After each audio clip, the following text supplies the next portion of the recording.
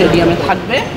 ICC champions ট্রফির আয়োজক দেশ নিয়ে শঙ্কার মেঘ না কাটলেও দেশে দেশে ঘুরে বেড়াচ্ছে ট্রফি।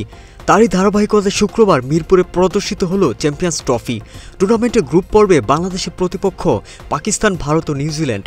ট্রফি বাংলাদেশ ঘুরে গেলেও আসরের শক্তিশালী প্রতিপক্ষগুলোর সাথে কতটা প্রভাব ফেলতে পারবে বাংলাদেশ, যেখানে সর্বশেষ 2017 সালের আসরের সেমিফাইনাল খেলেছে বাংলাদেশ।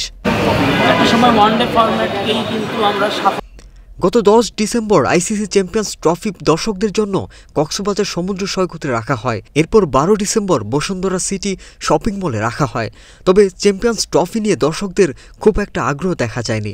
শুক্রবার সকালে নিরাপত্তার মধ্য দিয়ে মিরপুর শেরেবাংলা স্টেডিয়ামে চ্যাম্পিয়ন্স ট্রফি আনা হয়।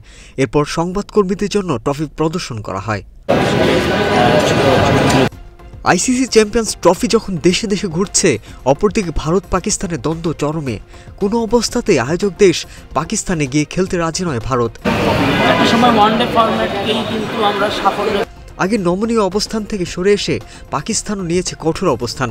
হাইব্রিড মডেল টুর্নামেন্ট রাজি হলেও সঙ্গে জুড়ে দিয়েছে কঠিন শর্ত।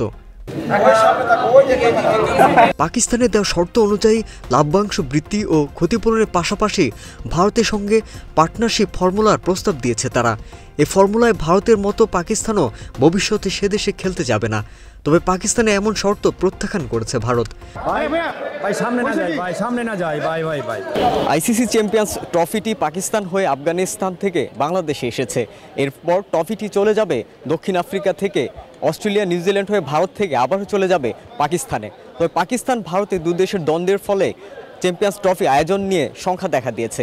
তবে শেষ পর্যন্ত আইসিসি ভারত পাকিস্তান দ্বন্দ্বের বরফ কিভাবে গলায় সেটি এখন দেখার বিষয়। মিরপুর শেরেবাংলা স্টেডিয়াম থেকে সাইফুল ইসলাম সানি, স্পোর্টসমেল 24।